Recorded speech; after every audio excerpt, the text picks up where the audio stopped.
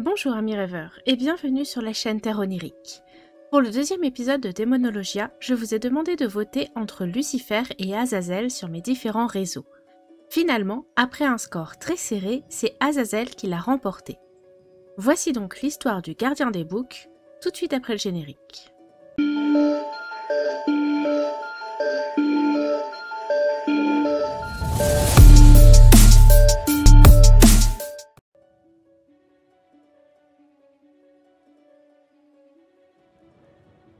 Azazel est une entité présente dans les trois grandes religions monothéistes, mais c'est dans le judaïsme que l'on retrouve le plus de mentions à ce personnage énigmatique.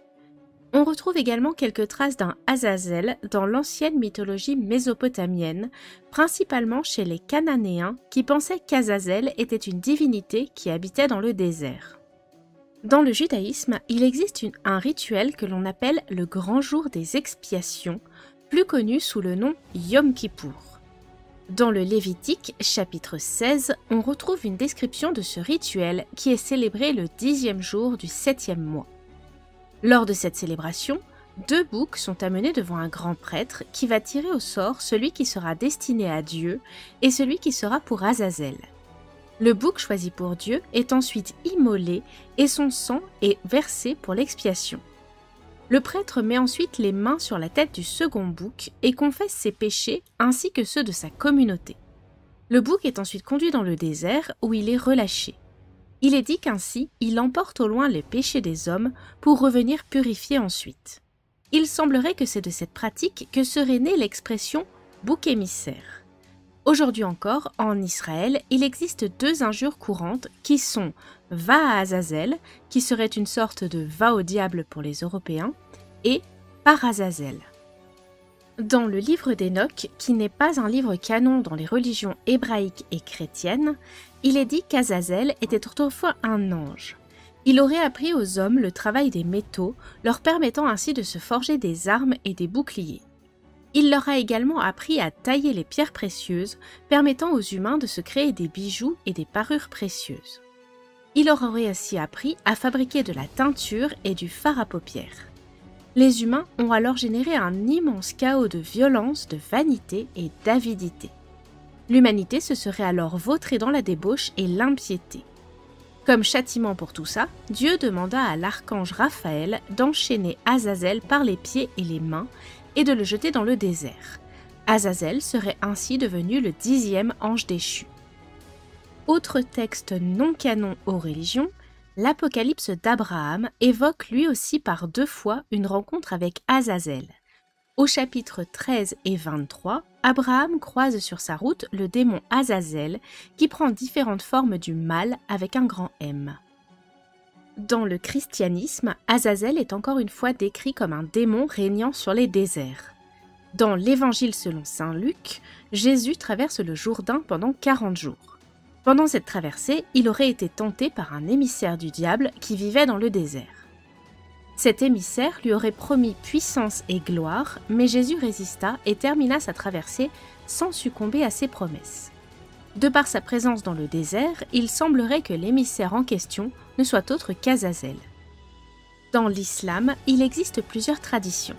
L'une d'entre elles considère qu'Azazel est un autre nom pour désigner Satan, qu'en fait ce serait le nom angélique de Satan avant que celui-ci ne soit banni du ciel. Ce qui rejoint le livre d'Enoch qui fait d'Azazel un ange déchu. Dans cette version, Azazel était autrefois le gardien des portes du paradis et sa position l'a petit à petit conduit vers l'arrogance. Il se serait proclamé meilleure créature avant que Dieu ne le relève de ses fonctions.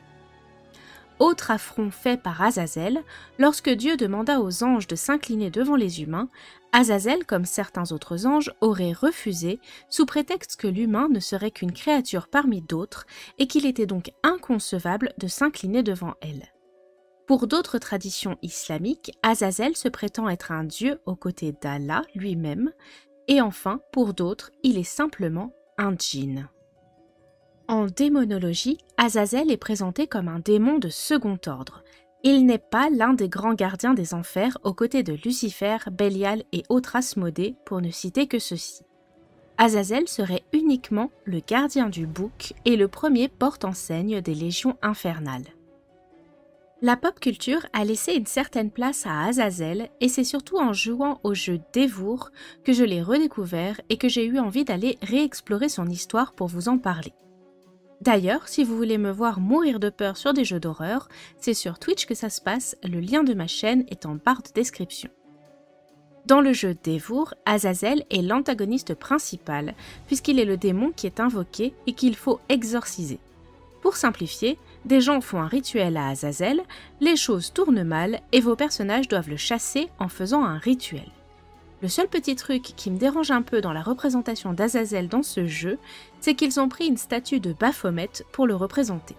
Mais ce n'est qu'un petit détail, le jeu reste ultra flippant malgré tout. Dans l'univers Marvel, on retrouve aussi un personnage qui s'appelle Azazel. Il est le roi démon d'une dimension infernale et il est également le père de Diablo, un mutant à l'apparence de démon qui peut se téléporter, entre autres capacités.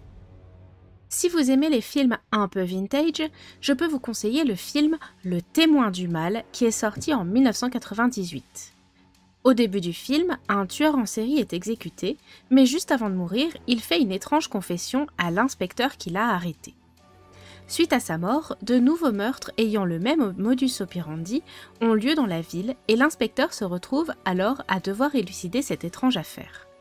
Il va rencontrer le véritable tueur qui se présente comme étant Azazel et qui a la capacité de posséder n'importe qui simplement en le touchant. Azazel passe ainsi de corps en corps pour commettre ses méfaits. Bon, ok, le film date un peu, mais si vous aimez les thrillers psychologiques, je vous le conseille vraiment parce qu'il est bien tourné, bien réalisé et l'histoire est vraiment très prenante. Azazel est également présent dans plusieurs séries fantastiques ou surnaturelles, comme dans Supernatural où il est l'un des antagonistes principaux. Je pourrais également vous citer la série Fallen, qui est passée il y a quelque temps sur les chaînes du câble et qui est malheureusement difficilement trouvable aujourd'hui. L'excellent Bryan Cranston y incarnait à merveille Lucifer Morningstar et le héros était joué par Paul Wesley. Dans cette série, Azazel est chargé par Lucifer de veiller sur le Rédempteur, le personnage principal que l'on suit dans la série. Je finirai ce petit tour d'horizon avec une apparition d'Azazel dans la toute récente série Sandman. On le voit dans l'épisode 10 uniquement, mais dans la bande dessinée, il a une place plus importante puisqu'il est membre du triumvirat qui dirige les enfers aux côtés de Belzébuth et Lucifer. Et nous allons en rester là pour aujourd'hui. J'espère que ce deuxième épisode de Démonologia vous aura plu. Si c'est le cas, vous pouvez me laisser un petit pouce en l'air ainsi que le mot « book » dans les commentaires. N'oubliez pas de vous abonner si ce n'est pas déjà fait, c'est le meilleur soutien que vous pouvez m'offrir. Je vous dis à très bientôt sur Twitch et à la semaine prochaine pour un nouveau voyage sur les terres oniriques.